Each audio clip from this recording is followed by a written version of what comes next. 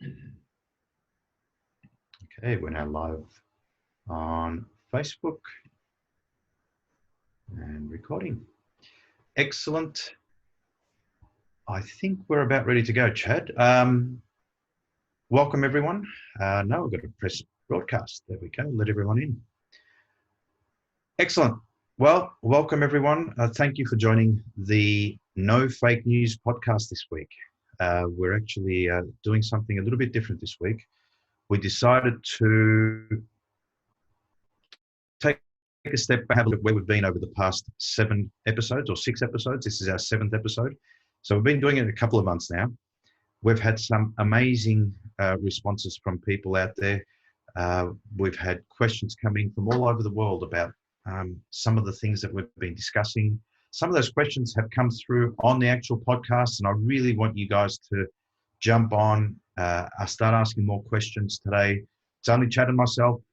We're here to talk about and sort of recap on some of those questions, issues, challenges, opportunities that have been discussed over that time. And we've been able to have some really good discussions on the phone with different people at different times that, to be honest with you, I didn't think the industry actually was thinking about, and I'm glad that they are. Over the next couple of weeks, we're looking at having new participants, panelists, the likes of, for example, we're looking at having auction houses on.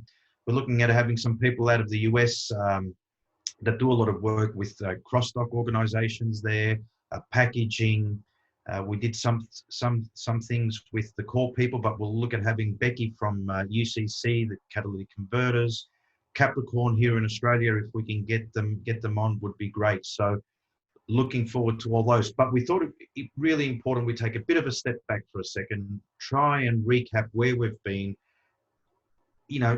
look at taking the next step with some of those questions that have been asked and actually expanding on those. And we've got some really good questions that have come through prior to this session, and we've posted those. We'll have them up on a screen share in a minute. But as I said, if you've got questions, we'll be checking the Zoom screen from time to time so that we can see where you're at with those as well. So without further ado, Chad, good morning. How are you going? Good morning. Doing well. Doing well. Excellent. Excellent. I can see the background. It's a bit cloudy in Melbourne. Yep. A bit cloudy. Winter is coming. So how about, Chad, we jump straight into, we've got a few people on already. So how about we jump straight into and share our screen, our slideshow, and we can start talking a little bit about some of the key areas that we want to discuss today, some of the big topics, if you like, that we've come across and spoken to different people on. We thought we'd make this a little bit fun. Chad came up with this no fake news. You came up with this idea. We do have a bit of a chuckle in the office, I have to say, Chad and I, on the good old CNN and the Fox News stuff.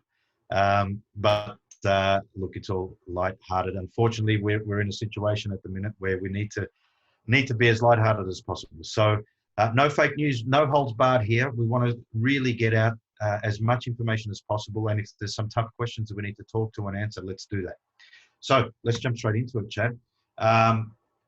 Why are recyclers, insurers, and eBay in the UK embracing certification? I think here, guys, what we want to talk about isn't an Australian thing or a New Zealand thing. In fact, a couple of the questions that have come through for us to discuss on this show are actually questions that have come out of the UK. This show at 8 o'clock in the morning here is actually quite late in the UK. I think it's about 11 o'clock at night. And although we have some of our UK friends on the show, it often is a little bit difficult for them to attend all of them. So, Chad, talk to us a little bit about this. When you had your operation in Alabama, I know that you sort of held off the certification for some time, but then you looked at doing it. Tell us. Yeah, I did not pursue certification with my operation because I couldn't see a monetary benefit for it. I was looking at, if I spend $10,000, $20,000, $30,000 improving my operation so I could become compliant with some of the guidelines set forth in the certification, would I see a return on that investment, or would it just be money just thrown out just to improve appearances? and functionality and a few other things, but not really make me any money. Would that money be better spent to put in more cars and dismantle more cars that are turning profit? I can measure that return on investment. And I held off for a long time, and then NSF stepped into the certification arena, and that was a name that was recognized by the body shops for sure, because they already certified the body shops. It was a large name that was globally recognized. And I realized then that title of NSF certification would have benefit. So we pursued certification. I actually had to hire a full-time employee to actually handle getting our operation fully up to speed and compliant with the certification that was set forth by ARA at the time. But what I realized is that actually spending the money, it wasn't terribly much. It was $10,000 probably we spent. But my business became more profitable. You know, we implemented policies and procedures that reduced returns. You know, it reduced the likelihood of injury. That slip and fall stuff was reduced. The liability associated with electrical shock from dismantling a hybrid vehicle diminished because of some of the certification stuff we put in place. And so I really say that the certification more than paid for itself, because I ended up changing my operation completely. So. Okay. So it's a difficult one, right? My view, and I think everyone knows that I'm an advocate for certification. I think that's where it will end up, and that's where we need to go. And we'll address a question here from Greg in a second. But Greg, it'd be also good to know, I'm not sure where you're from. So Greg, if you can just let us know where you're from as well, so we've got some context there about Australia, New Zealand, UK, the US, or wherever else. So that'll be great. But as most will know, certainly an advocate for certification, and there are reasons for that, right? And the reasons for that are exactly some of those key things there, Chad, around improving quality, improving operational, capabilities within the business. I suppose it's one of those things that you don't necessarily see an immediate return on. You know, when I was helping NSF out here in Australia and in the UK, I used to get a number of calls from recyclers basically asking, am I going to make more sales because of certification? And to be totally honest with you, my response to them was pretty clear. And that is, if that's why you're doing it, your primary reason for doing it, then I don't think it's right for you at this point in time. You need to be doing certification for the right reasons, such as, I want to improve my operation. I want to make sure that I meet the required minimum standards of trading. I want to make sure that I do the right things and keep my people safe. I want to make sure that we do all the right environmental things, and ultimately you will sell more parts. That's my view, is critically you will sell more parts. So just on that note, let me go to Greg's question, and thank you, Greg. Greg's from Condon's Auto Parts in Maryland in the US. Are there any organizations requesting certification to approve parts purchasing from those recyclers? I agree with Chad. I don't see anyone asking for it.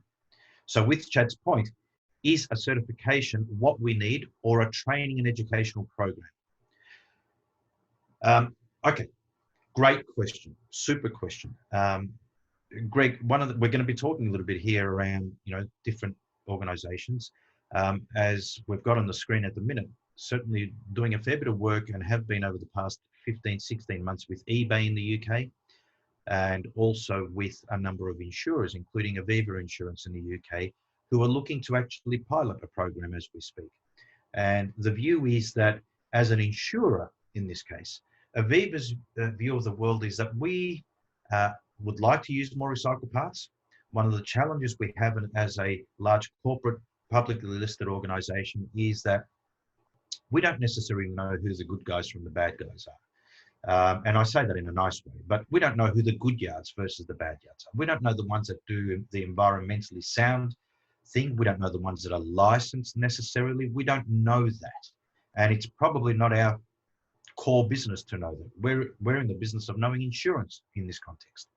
From an eBay perspective, we don't know the good guys from the bad guys either. We don't know which ones are purchasing vehicles correctly, which ones are legitimately selling those parts, which ones check for, for example, recall components on their vehicles, and so on and so on. As a result, we've got large corporate organizations either facilitating the supply of parts from anyone, or using those parts from anyone, and there's no real controls in place. In that context, Greg, certainly the UK market has taken a lead in that area. There's no doubt about it.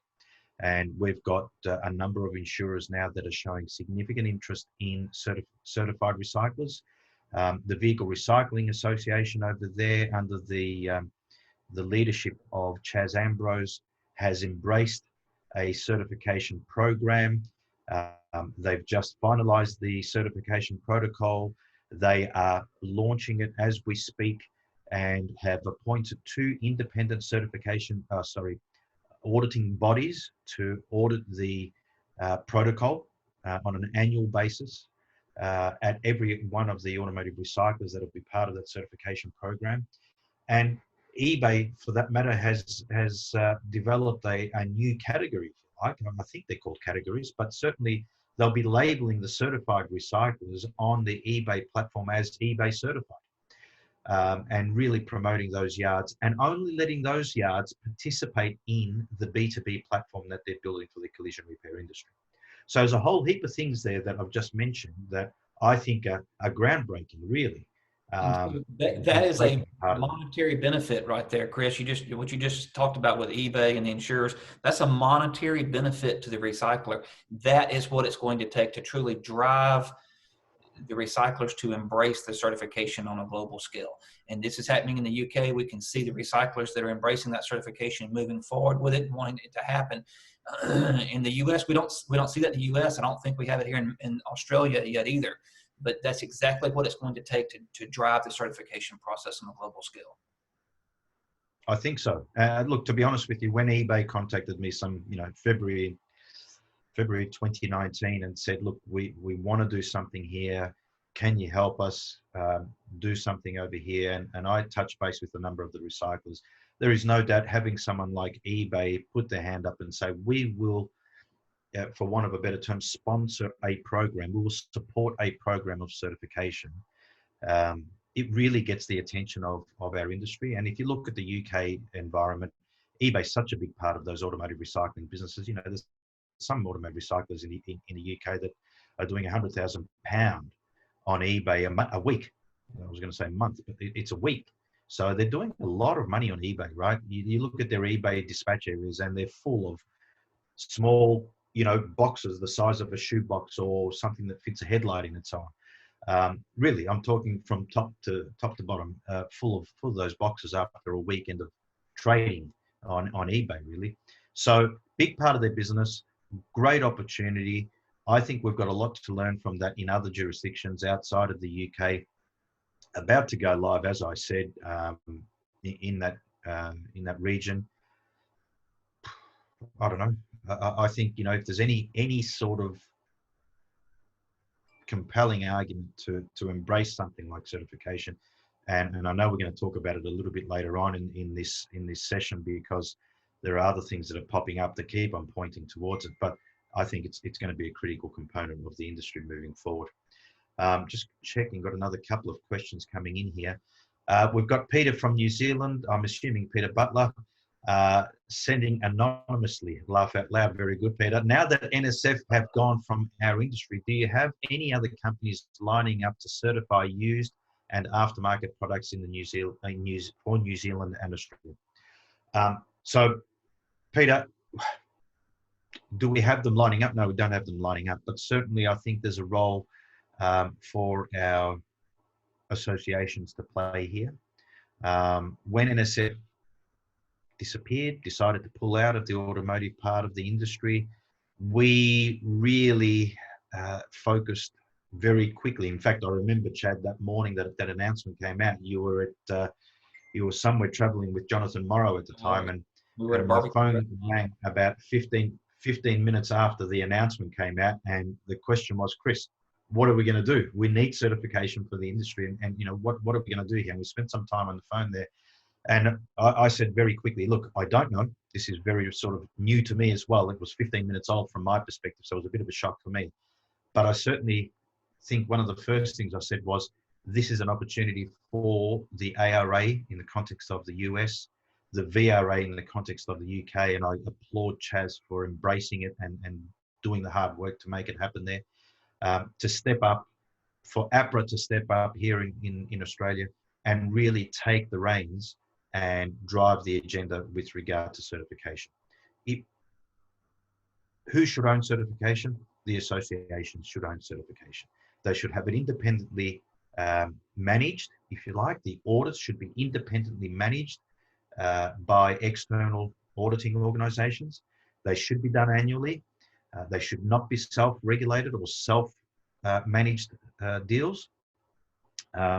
Because if we're going to be serious about it, if we're going to be taken seriously, we need to go independent. That's the only way certification will work, and that the only way we're going to get value out of it. And I think the English have really seen that crystal clear. So, Peter, to answer your question, no, there's not many people jumping up and down at this stage. I certainly have had an opportunity to discuss this with Chaz Ambrose of the Vehicle Recyclers Association in the UK just in the last couple of weeks. Their protocol, their document is second to none. What they've developed there, and they've spent money on that, and eBay supported that, and I applaud eBay for supporting our industry and actually putting their hand in their pockets to both support the certification program, support the building of a strategy around how they can help more recycled parts be reinvested in the repair chain. There's a whole heap of answers, a whole heap of things there that they're doing there.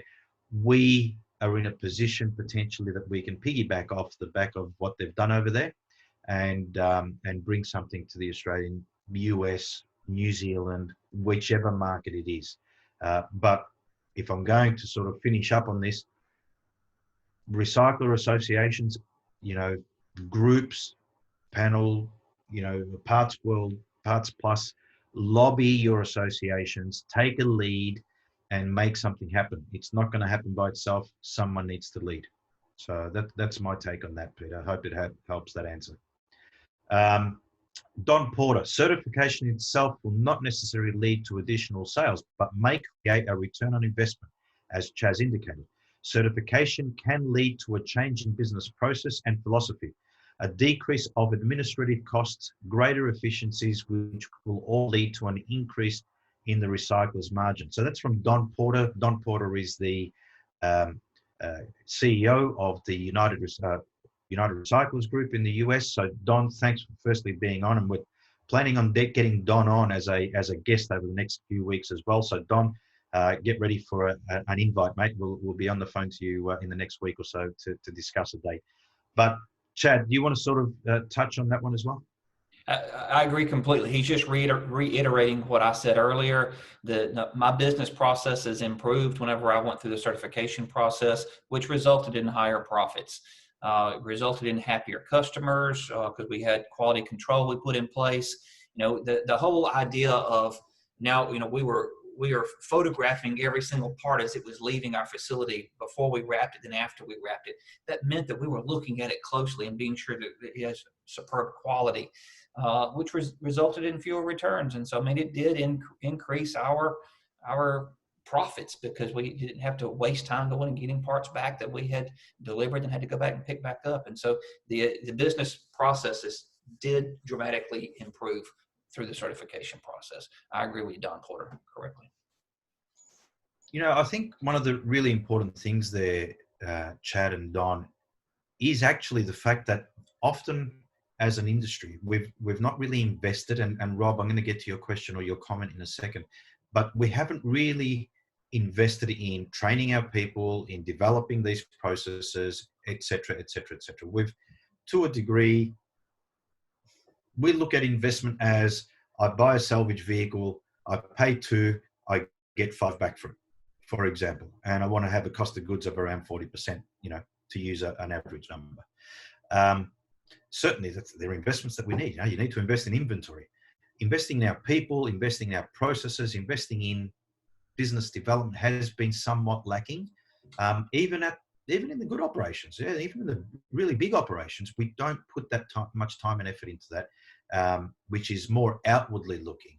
The other thing I don't think we put a lot of time and effort, or we do very well, and please, this is not a reflection on anyone individually, but more so an industry thing that I think we can get better at. And this is one of the important things about these types of shows, is that we can discuss these things, right?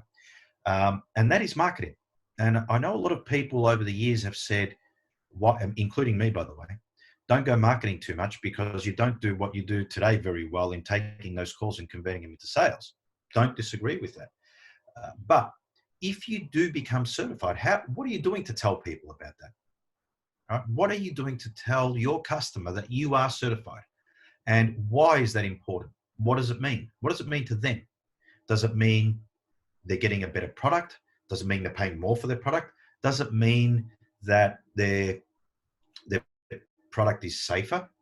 Do they have safety sort of precautions in place with regard to, again, obviously I'm involved in the recall stuff, but do they know that the product that they're getting has been checked for recalls, and that if there is a recall on it in the future, that as a certified or as someone that has a recall process, that they're actually managing the recalls properly? So they're the types of things that I think we need to be out there telling people more about. So Rob's is more a comment than anything. The unfortunate gap, Rob Mildenhall, sorry, from Capricorn Society. The unfortunate gap is the lack of the associational support for establishing the criteria and having the willingness to act on standards that are not upheld. Rob's background is one of certification. Rob, if I'm, not necessarily directly in certification, but having been involved, I think, in some rather sophisticated industries such as aviation, for example, Rob has a lot of knowledge around certification, and a certification program is only as good as, one, the standards, two, the policing, if not, upholding those standards and being able to be in a position to actually show that that organization does it the right way and says what they write and write what they say, I suppose, in the documents. To a degree, Rob, yeah, I think you're right. The association, I know the MTAs/BACC are doing a lot at the minute with regard to COVID, been doing a lot in the background with regard to ELVs. I'm not having a shot at the guys. I'm just making a comment here that, yeah, there's opportunity there to improve from an association perspective. My view is, if I'm going to be really open and transparent on it, is that we, as an industry, and Chad knows about this, he was the president of ARA in the US for some time, but the amount of time that Chad and, Jonathan Morrow and David Gold and the Herb Liebermans over the years, and the likes of Mike Swift and the likes of, now we've got Scott Robertson Jr. that's there as the president, took over from Chad. These guys put hundreds of hours a year into this. Chad, tell us a little bit about what percentage of your work week was put into the ARA as the president of ARA. Leading up to it, when we went through a transition with executive directors, I was putting 40 hours a week in. I was not even president at that time, but I was putting 40 hours a week into ARA type business. It took up a vast majority of my time. It really did. And you say, well, how in the world could it take up that much time? But that means you start talking, you have 1,000 or 1,200 members asking questions and emails coming through and concerns, and we need to investigate particular regulations and laws and what can we do to interact with that. And then the executive committee discusses what the association needs to do. And so you start talking, you have 20, 30, 40 emails a day just amongst the executive committee to talk about, 2 or 3 or 4 topics that would pop up. And so there was a lot of time, energy put into it, and it was a full-time job, and it was, zero compensation. And I could have been reimbursed for travel, but I never even requested reimbursement for travel. I just felt that I was compelled to help the association, help the industry, that was my job, and enjoyed every minute of it. And really, it upset me to have to resign that position when I moved here to Australia, because I just enjoyed it so much. But there's a lot of time and energy put into it. You want to go to the Certainly, next question that Marie asked? Recyclers and other automotive business owners' concern around certification, I find, is that if there are not systems in place to ensure compliance for all, they are disadvantaged. So it's interesting to hear Chad say that it benefited his business. Information on how he achieved this through accreditation would be beneficial for recyclers and perhaps provide an incentive. Well, Marie, I actually never did fully reach NSF certification because NSF pulled out of the certifying the automotive sector about 2 weeks after I sent my information into NSF to become certified.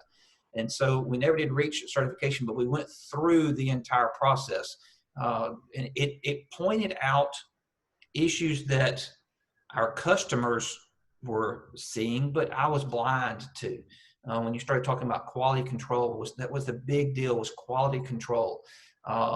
We had all the safety stuff in place. We had all the pollution stuff in place. That was real easy.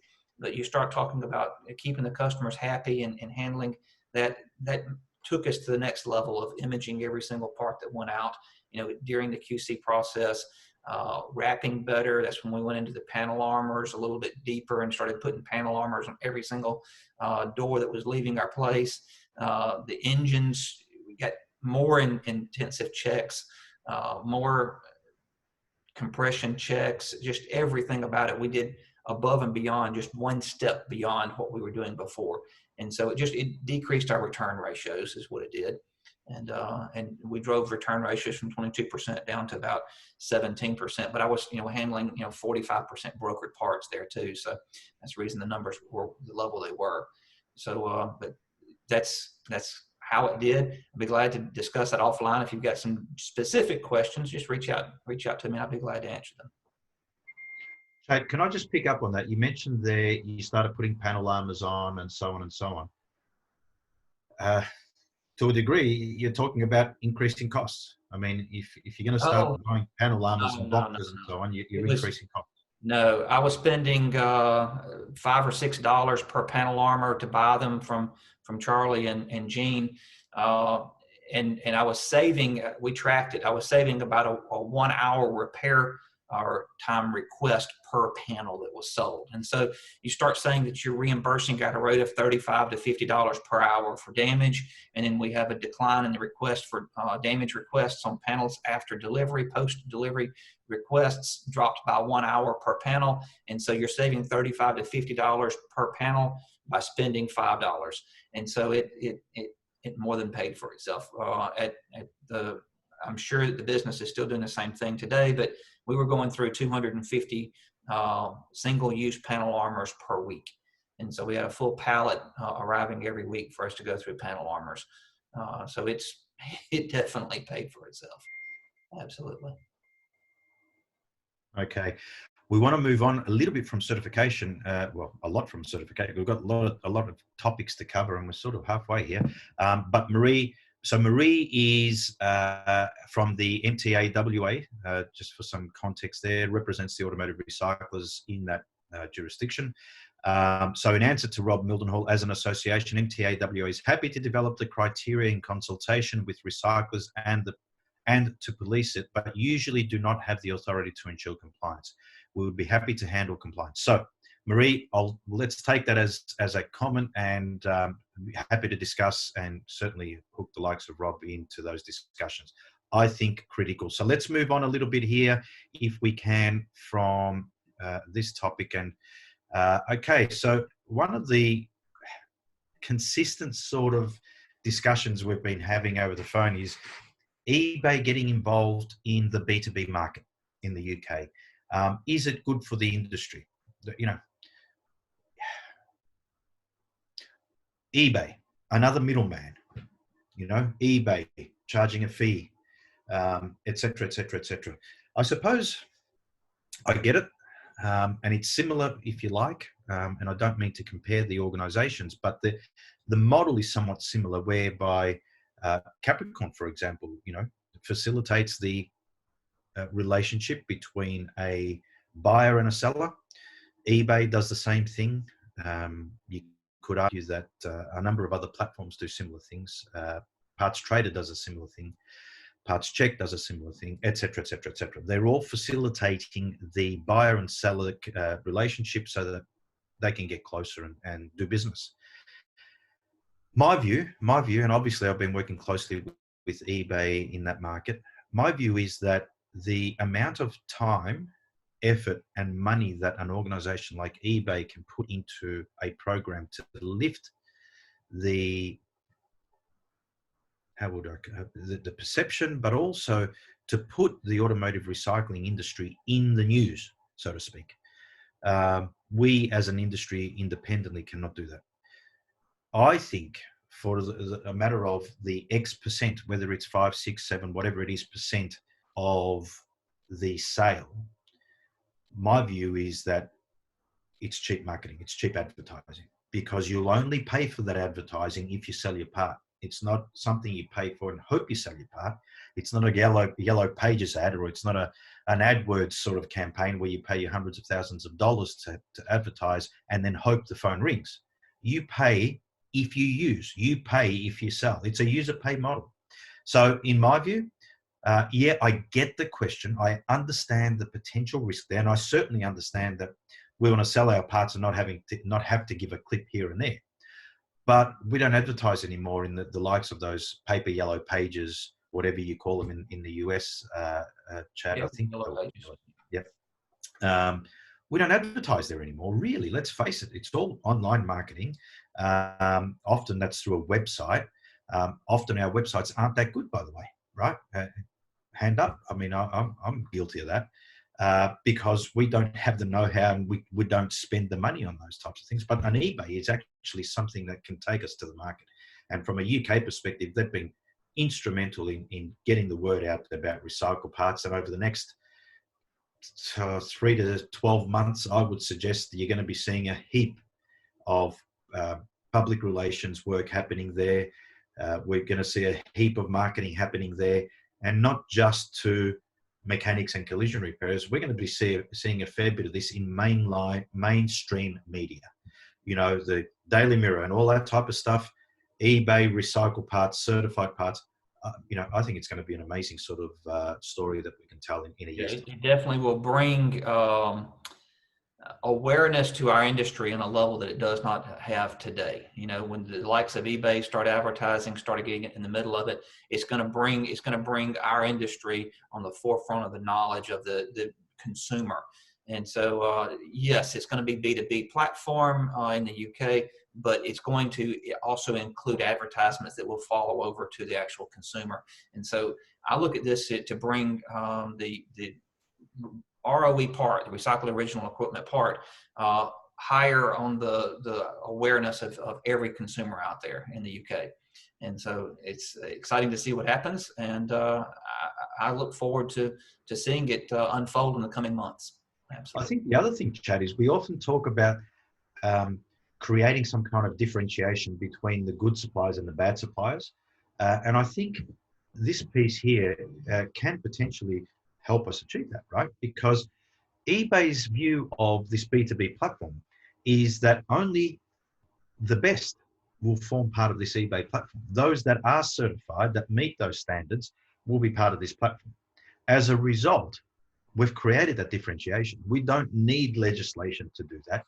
We don't need, you know, someone to say, you must do this, because often, let's face it, legislators don't make the best decisions for us. We need to be careful what we ask for, because ultimately we may just get that. So let's think about how we can, through a logical, commercially compelling opportunity, self-regulate and let the cream rise to the top.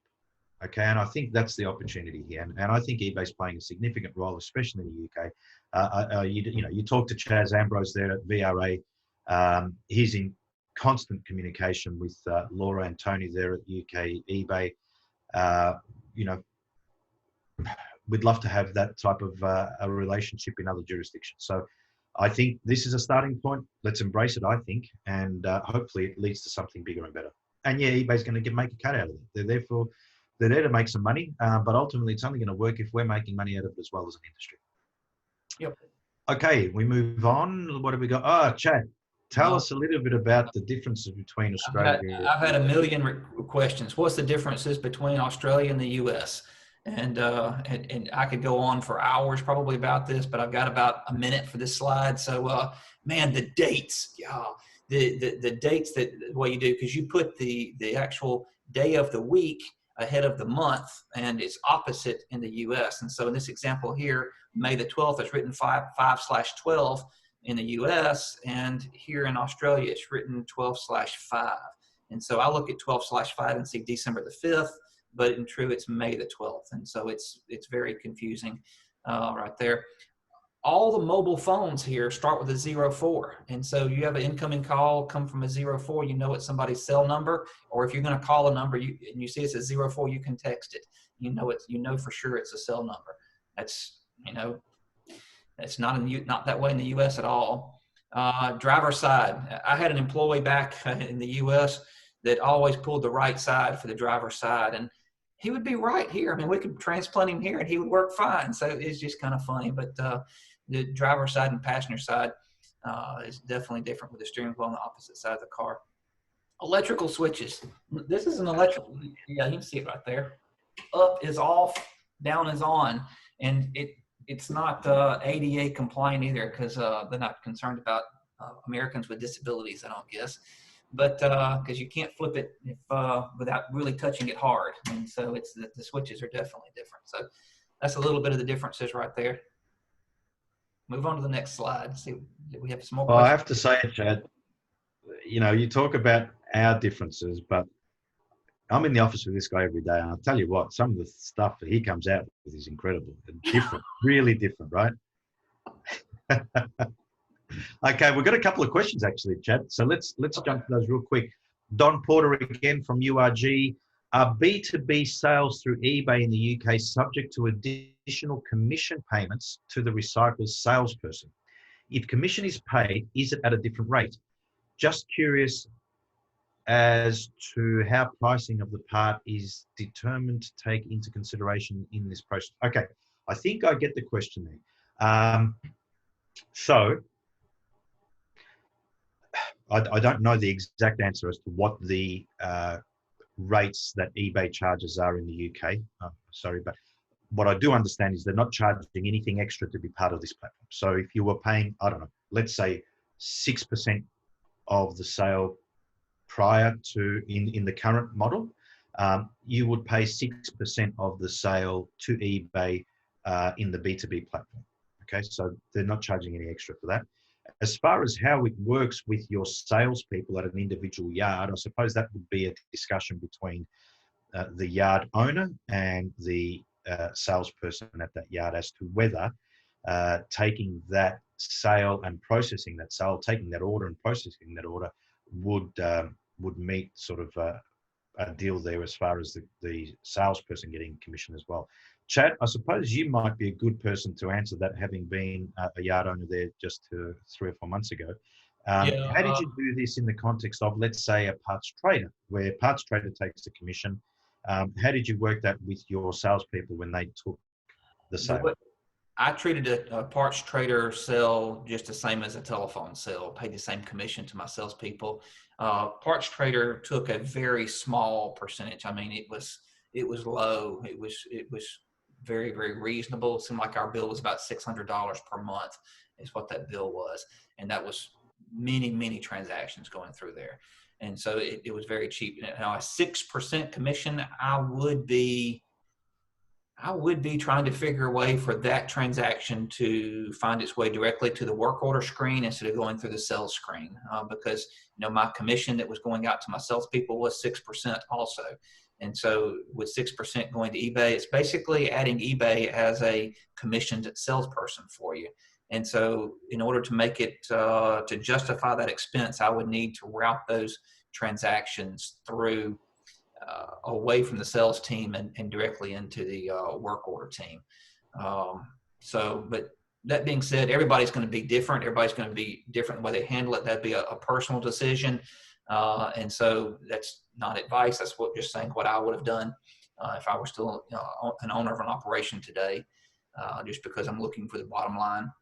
Again, The business has to stay afloat. The business has to be profitable. And when you're running at a 10 to 15% net profit, 6% is a big chunk. I mean, you go from, if you paid 6% commission to your salespeople and 6% to the eBay, now you're at 12% commission, and the whole business may only be at 10 or 12% net profit. And so it's costing you money then at that point. So you've got to be aware you got to keep the business afloat. So.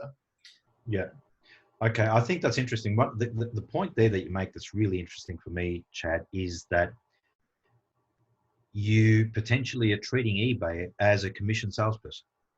Okay. So we talk about eBay or other platforms for that matter, charging a fee. Capricorn, for that matter, charging a fee. I've always said Capricorn is the best advertising you could ask for. Why? Because you pay a commission, but they're bringing the customer to your door.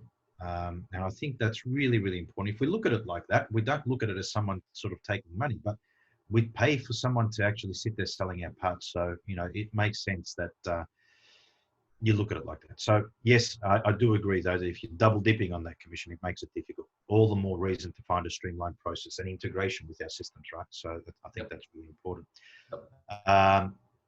Don, agree. It's always a critical argument that recyclers have. Interesting, your point there. This is always the argument, even with us working with Amazon. Be interested if you could expand on that a little bit, Don. Maybe give him a call. Maybe give him a call about that. Yeah.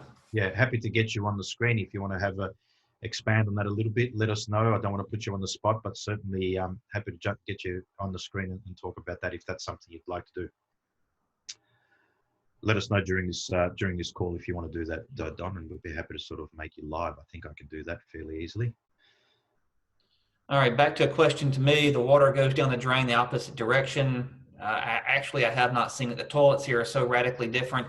The water flows through so fast, it doesn't have a chance to circle here. So I haven't seen that yet. So. We've got a better drainage system than you do over there, put it that way. Okay. So we've got one here from Hayden Davies, Auto Recycling Word. It's a tad long. Don, I'm going to get you on in a second. So let us deal with this one, and then we'll get you on and talk a little bit about Amazon.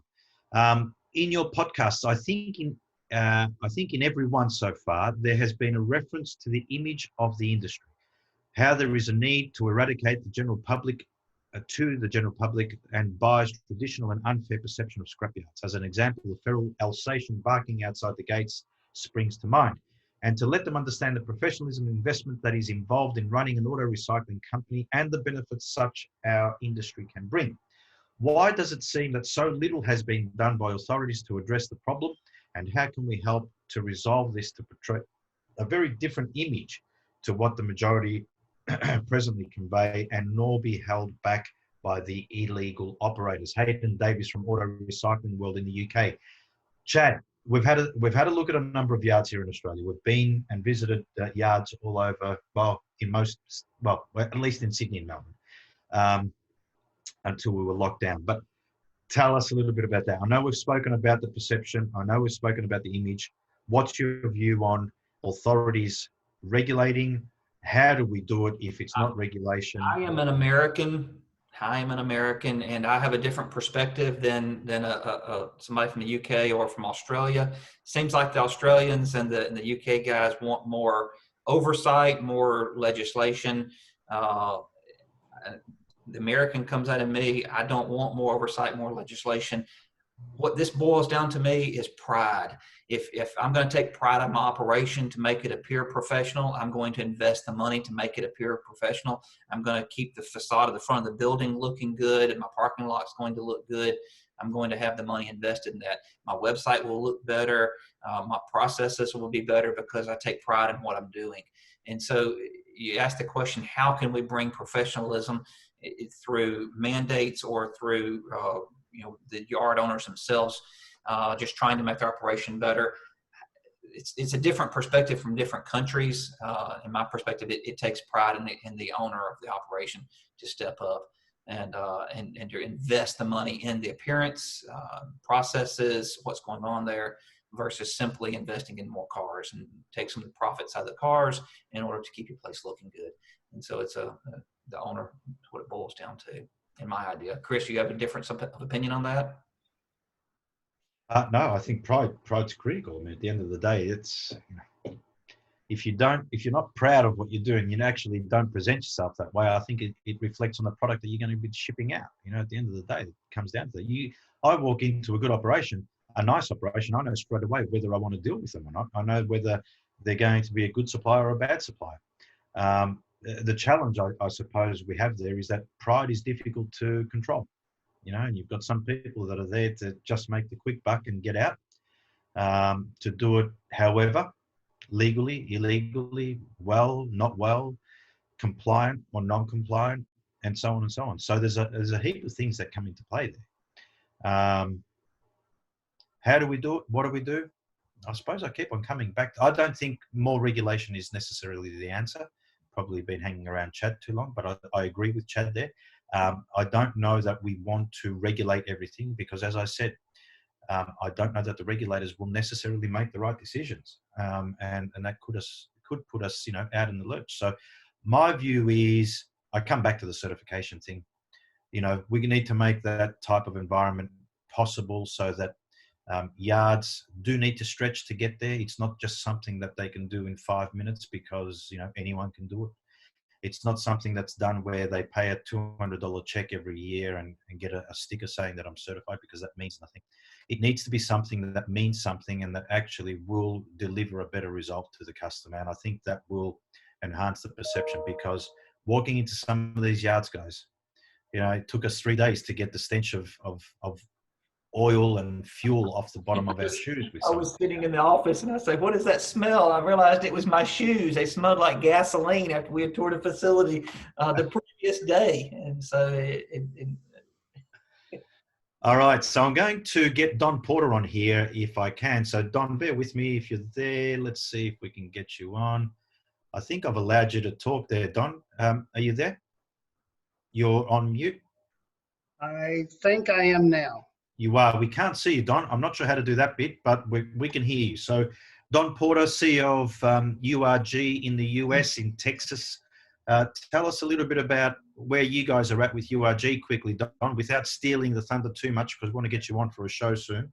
But tell us a little bit about Amazon. You mentioned Amazon there. I'd be interested to understand. Well, right now, URG has been working with Amazon for over a year, getting our people in line to be able to sell certain part types through Amazon. So at this point in time, I think we're the only organization right now that has been able to do that through Amazon. And it's by setting up specific criteria for the recycler that has to meet that criteria to be able to participate and to work through the process. But it's funny that I think that if I'm not a recycler, and I grew up in the insurance industry, but I'm just thinking that the more places I put my parts out on to be seen by others, the more opportunities I have for part sales. And you guys can tell me if that's a bad statement or not. I agree with that statement, Don. And now the Aussies here don't agree with that statement. But I agree. And when I was running my operation in the U.S., it was everything I could do to share my data on every platform I could, with my prices everywhere I possibly could. I wanted to be integrated with the estimate writing platforms. I wanted my prices on carpart.com. I wanted my prices on Eden. I wanted my prices through everything that URG had. I was sharing my data through CCC everywhere I possibly could. I was pushing data out there. Now, I have colleagues that will argue the opposite way and say that by sharing your data, you're giving competition everything that you're asking for your prices, and giving them an opportunity to reprice their parts to beat yours. But the truth is, decisions are made in seconds these days with what's on the screen. And if your price and data is not out there, you're not going to have the opportunity. So if you can get your inventory on Amazon and sell through Amazon, I would say go for it. Yeah, and to your point right there, quality and service is going to make a difference of people buying. And that reputation and the integrity of your business is going to be there to represent that as you go through the process. But it's funny that, they're worried about the commission or the charges that Amazon or eBay or Parts Trader or anybody else is charging, but it's hard to get them to understand to a certain extent, not everyone, but some, that, more part sales, more part types that you sell lead to, better return on your investment in your organization and more profit. So even though if you sell a part for a little bit of a discount to get it on, or you pay an additional commission, it's still more part sales that lead to better profitability in your organization. Yep. I'm sorry? Yeah, if you weren't already selling that part type, I agree completely on that. And so your average recycler is selling 10 to 13 parts per vehicle, and they're breaking even, making money, making everything profitable at 10 to 13 parts. If you could raise that bar to 18 to 25 parts by selling some lower demand items on a different platform with a higher commission, everything generated from that's going to be additional profit, as long as you didn't have additional expenses associated with getting on those platforms. Right. And we're selling engines and trans and everything else through Amazon right now. So it's been really good for those people that have wanted to participate. But it does take some work within the organization to get people to the right standards to meet the criteria, because you get one or two bad reviews on Amazon and you're gone. Yeah. So I think that's a really, I mean, a lot of people have been talking about Amazon. Excuse me, Don. So it'd be good when we have our session, maybe that this could be one of the discussion points that we have. I think that'd be really good. So thanks for sharing, Don. I'd really appreciate that. Excellent. Anything else you want to add, Don, before? No, I'm good. Thank you. Yeah, and look forward to having you on soon. Okay. Great. I think that was really good insight from Don. Got a question here from Peter at Affordable Parts World. Hi guys, I fully agree with Don. In fact, the only thing to carry us through our COVID lockdown and come out of the other side way better off was our online presence. I learned a lot of that from URG conferences way back. So Peter's from Parts World in New Zealand, as everyone may know. New Zealand was in total lockdown, stage 4 lockdown for a month, came out of that probably 3 weeks ago. So really they weren't able to go and trade, take calls and do any of that. But they did receive sales through their online platforms, the majority of which come through a platform called Trade Me over in New Zealand, which is similar to eBay, but the New Zealand version of it. Not connected to eBay at all, I should add. So excellent. Thanks for that comment. And again, thank you, Don, for your contribution there. Really good. Okay, let's have a quick look at what we got next. Some more differences. Chad, let's race through some of these. All right, flip-flops versus thongs. We've already covered that on a previous podcast. The Australians use the term ketchup, and the Americans would use the term grab a coffee. And so, because Chris will invite me to catch up sometimes, and that would be just grab a coffee together. The spelling of a few words, learned versus learnt, has a T on the end of it, the way some of the Canadians do and the UK guys do. Leased, in the past tense, we leased a piece of property versus let. You see that in the UK also. The letter Z, if you're doing your alphabet, is pronounced Zed here. I thought it was a Chris only idiom that he did, was saying Zed all the time. But it turns out that that's the way all the Aussies do it. Food, there is no grape jelly here. I can't find grape jelly anywhere. I can't find grits. A biscuit here is a cookie. A scone is a biscuit. It's difficult to understand what's going on with that. Chips versus fries. They actually call potato chips chips. They also call French fries chips, and it's all confusing. Conversion rates. I'm using an American Express card that's billed back in the U.S. on an American dollar system for everything I buy here. And the conversion rates have varied from 56 cents US dollars equaling $1 of Australian to 64 cents. And so those conversion rates make my daily lunch expense vary because I'm trading at a different rate basically. And then I started making a few desserts, bringing them to the office and sharing with Chris, and they don't have pound cake or pecan pie or peach cobbler here. So, interesting little tip. Thanks, Chad. You guys do stuff really strange over there, I tell you. Okay, Chad. Look, let's face it. It's just too hard to broker parts. No, sir, It's it's been not. something we've heard over and over again. We shouldn't generalize. Some really good brokering yards here, and they do a great job at brokering. But we hear this so much, don't we? We do. We do. The truth is, we don't have a logistics solution here in the Australian market. Is what it is. We've got some hodgepodge, some carriers that are trying to make some stuff work, but they require 48 hours for the part to be delivered to the end user. There truly is not a solution that delivers a product to the consumer the very next morning. And so we saw the logistical problem. We make it easier to broker parts, and then we create relationships amongst the yard owners, and they trust one another. Brokering becomes very easy, and I think it's on another slide, but I was at a facility the other day, and he was proud of the fact he was at 0.1% brokered parts, and I was like, wow, man, you need to be higher. You need to be saying yes more frequently. I had him pull up his in-stock lookup ratio, and he was at 50.5% in-stock lookup. So he was saying no 49% of the time because he was not brokering parts. And so we've got to get the mindset, use the brokered parts to increase profit. And then we've got to have a logistical solution to solve it also. So brokering parts is not hard. You have to change your commission structure a little bit for your salespeople to motivate them to do it, and then provide the resources to make it happen on the logistics.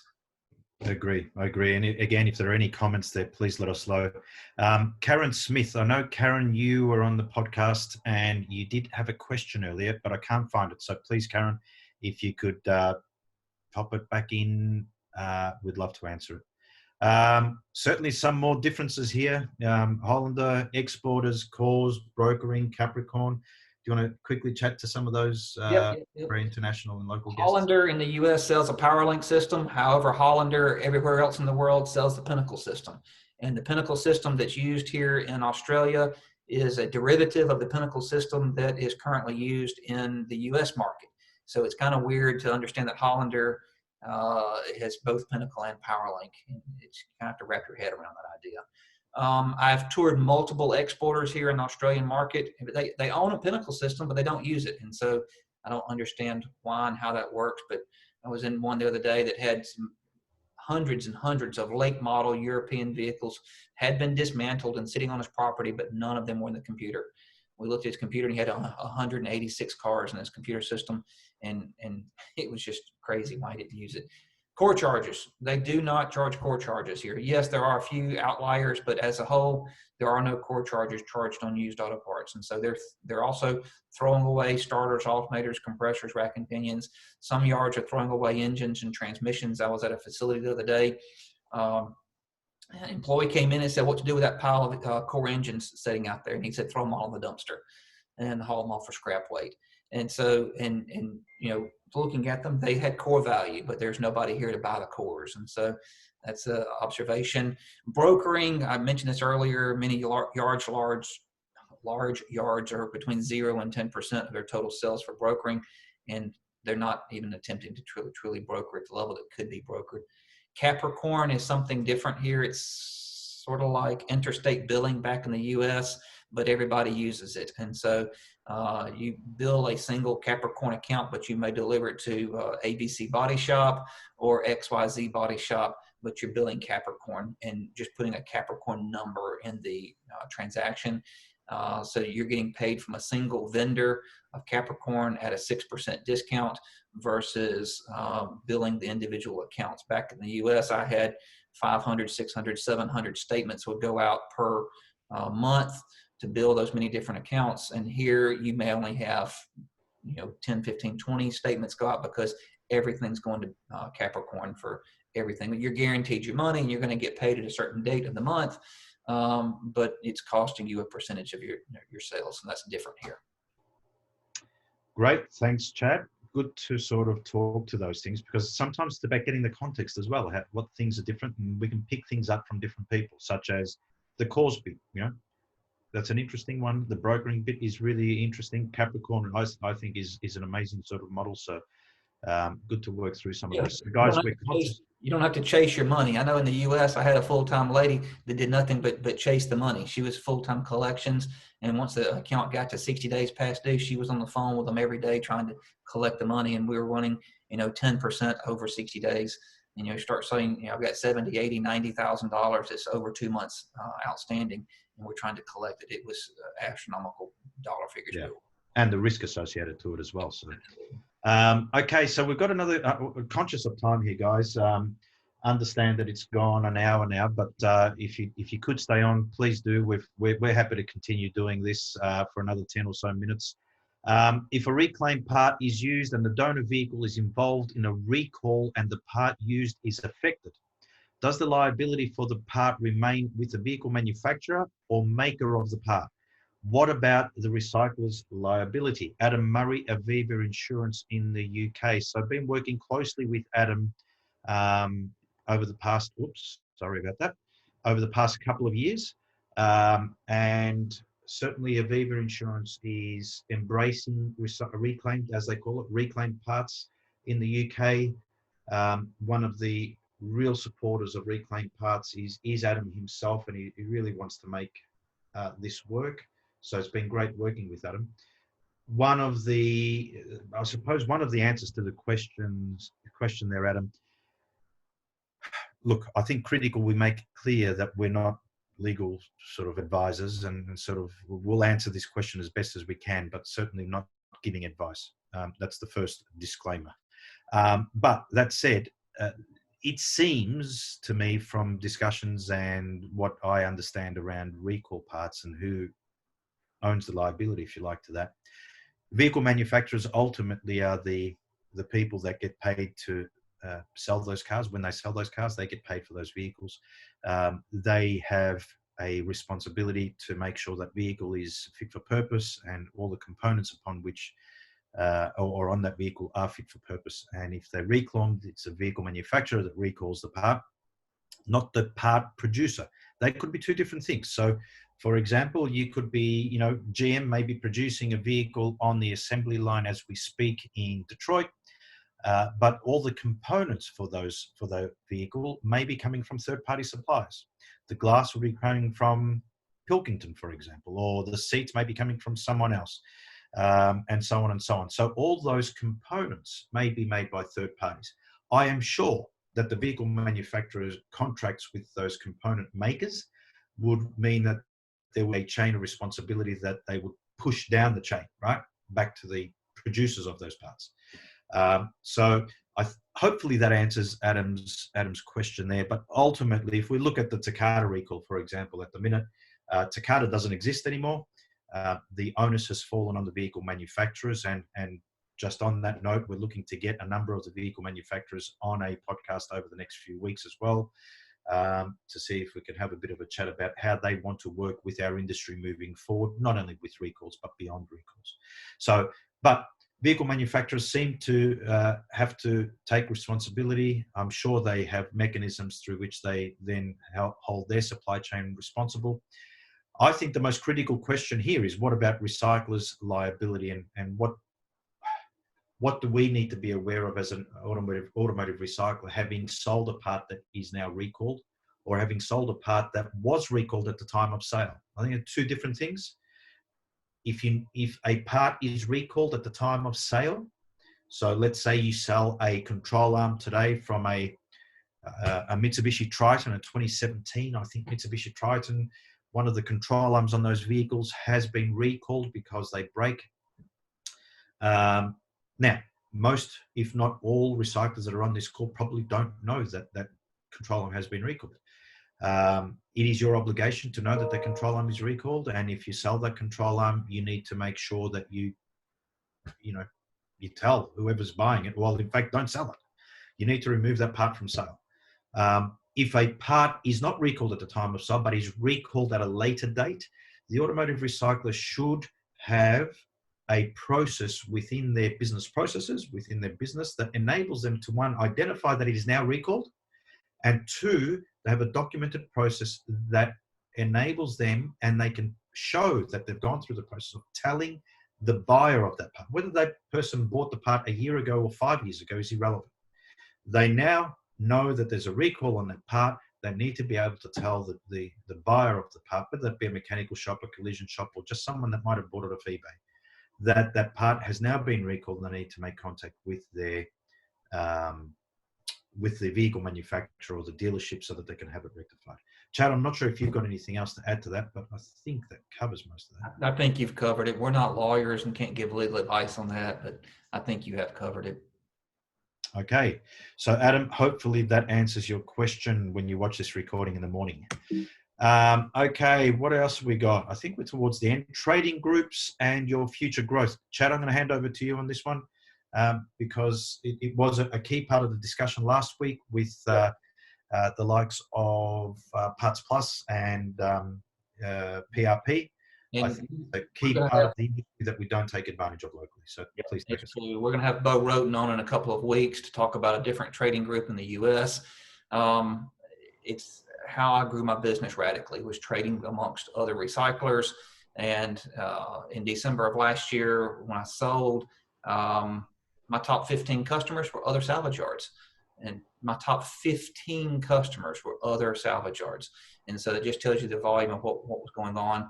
Trading groups are huge. I mean, it's a radical change in my operation when we went to trading with one another and being able to say yes to the customers more frequently, increasing our brokering numbers to get them up to 20, 30, 40% of our total sales. It made a radical difference. And so I'm a strong supporter of trading groups and the logistics that support a trading group also. Trading group has to have a logistical solution implemented with it for it to truly work. Yeah. Okay. Well, I think it's critical. Well, okay. Let me be devil's advocate here for a second, Chad. But I don't want to be selling my parts to another recycler. I want to be selling them directly to the customer.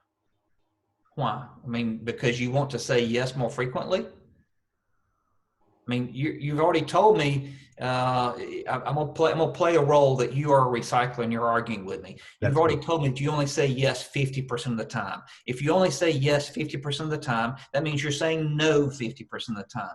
You can increase your sales theoretically, doubling your sales by simply brokering. If you had a large enough network where you could reach part availability rate of 100%, which is going to be difficult to do. We heard 98% by PRP last week, heard 90% for the RCD group. It all depends on how large the trading group is as to what your part availability rate is going to be. But you're talking north of 90% with every group we've talked to.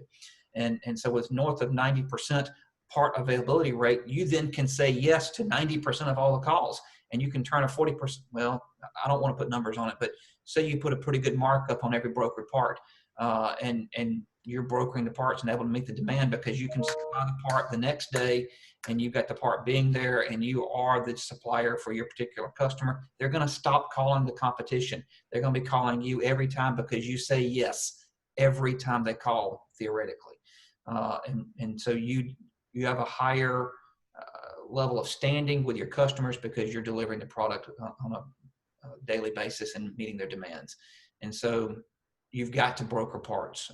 If you're not brokering parts, a competitor will be brokering parts and you will end up going out of business.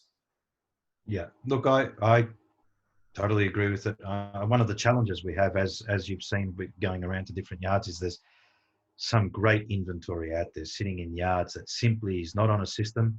And often, even though they've got the Pinnacle system sitting there, whatever system they've got there, they're not using it properly. And by not using it properly, they've got all these secrets, you know, to use Peter Butler's little saying, they've got all these secrets that they can't sell and people can't see simply because they're not prepared to put the time and effort to actually inventory the vehicles and inventory the parts, which is why they bought the system. Which is really crazy. The other reason I've seen, you wouldn't believe it. So we get some new users coming onto Pinnacle, and their question is, "Do I have to show my parts to other users?" And I say to them, "Well, do you want another 200 sets of salespeople?" Is the question. And they sort of, you know,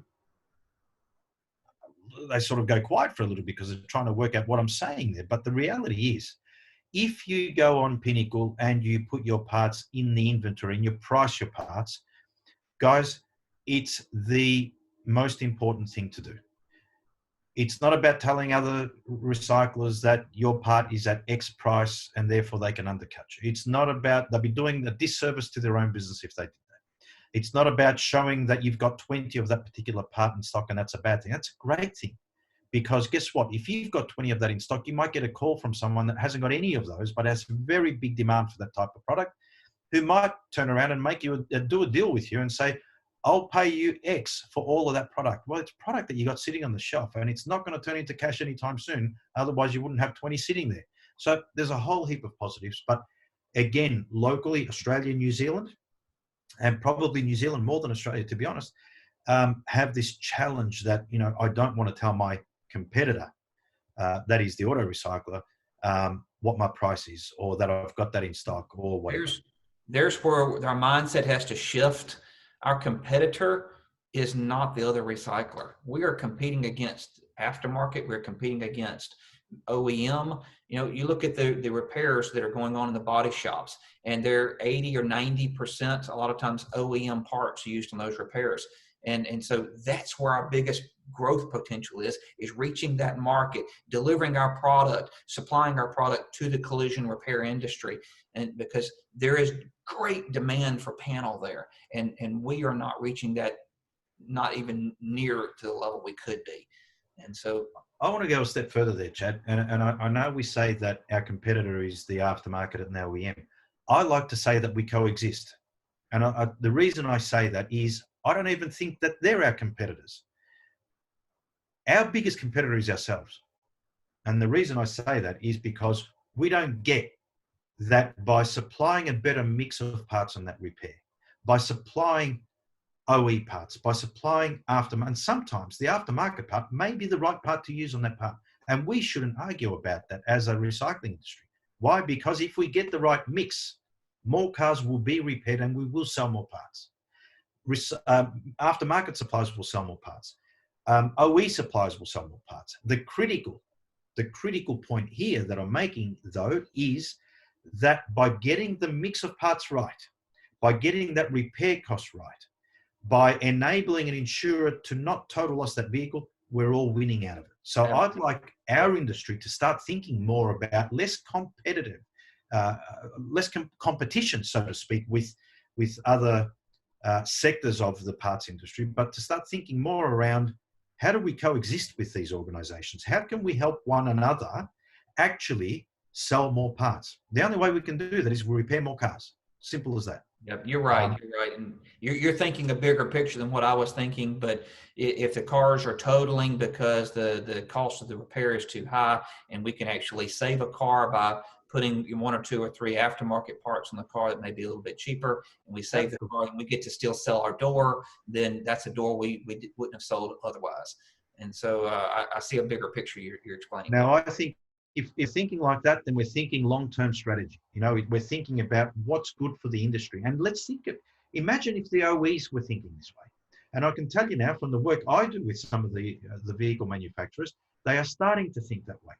They are starting to see the light that putting all new parts on a 12-year-old car isn't a good thing, because they're not going to sell one of those parts. It's going to total loss, especially today with some of the cost of the components. So what if we could repair every single one of those 12-year-old cars? And what if you only sold 50% of the parts used in that repair? You've just sold 50% more parts you're ever going to sell. Yep. And we've just sold more, and the aftermarket sold more. So again, I think it's a matter of embracing the coexistence. It's about thinking coexistence and saying, how can we work with one another? Like I said, I think the biggest competitor we have is the way we think, is our thinking process. And I think we need to work through that. So, okay, we're really running over time. I think this has been a great discussion. Tracy from Anzac Avenue Wreckers has posted a question. Wouldn't the recall come from manufacturers because it's VIN generated?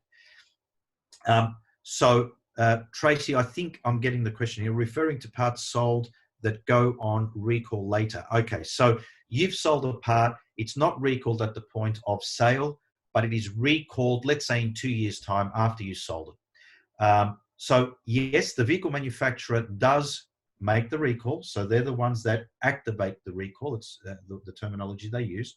So they will say VIN number ABC has a recall on it, and the recall is, let's say, the right-hand front lower controller. Okay. So at that point, they've activated that recall. But the reality is here, Tracy, and for everyone else, that once that vehicle has exited the registered market and it's gone into what I call the tier 2 supply chain, which is automotive recyclers, so it's not registered anymore as a vehicle on the road, we then take that vehicle and we take parts of that vehicle and we sell that controller. There is no traceability in the context of a vehicle manufacturer. They can activate the recall, but no one knows where the car is and no one knows where the component part actually is. Is it still in your yard, or has it been sold to a unknowing consumer? The riskiest part of that is obviously option 2, or the chance of you selling it to an unknown consumer. And that's where using a recall service, or being able to trace recalls to one, identify that there is now a recall on a vehicle that you have handled over the years. That's the first step. The second step is an internal investigation that you would need to make or take, and that would be, have I sold any parts of this vehicle? The first question. If the answer is yes, and that part that you've sold is a recall, is the part that's been recalled, then that's where your recall process should kick in, where you need to make contact with the buyer of the part from you. If you've still got that part in stock, then it's your responsibility to remove that from stock so that you do not sell the part. From an Australian consumer law perspective, Tracy, Australian consumer law says that you must not sell recall components. It's illegal to do so. It's illegal to sell a part that is not fit for purpose.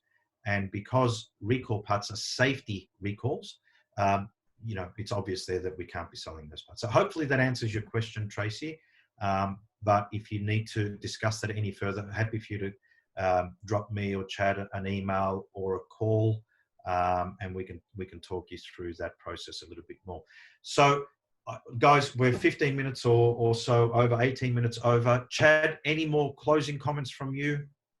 Just to touch on what Tracy just asked, there was a recycler in the U.S. that sold an airbag that was on an active recall. He did not know it because he did not subscribe to the service to know.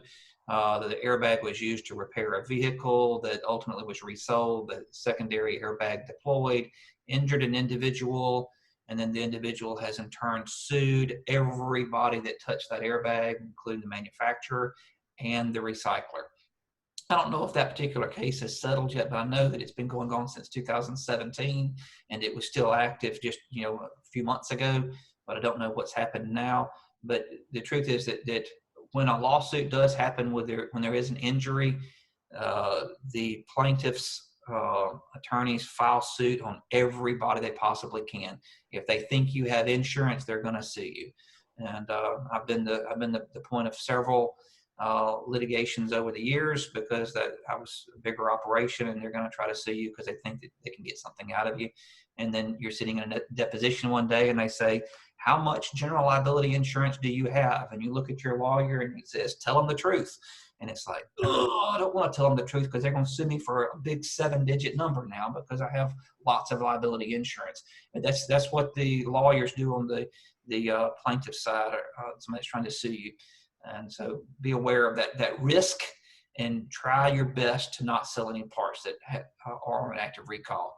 And if you have the ability to trace that part back and realize it came up on an active recall after you sold it, you need to do your part to actually notify the consumer of that recall. Excellent. Thanks for that background, Chad. So everyone, thank you. Thank you for a really good session. I think that session went really well. We may do that every couple of months, Chad, where we get an opportunity to recap where we've been. We had some really, really good questions and interaction, both offline and online. Sorry if we didn't get to some of the Facebook ones, but we will get to those as soon as we can. Also, please like the YouTube channel. We'd love you to do that.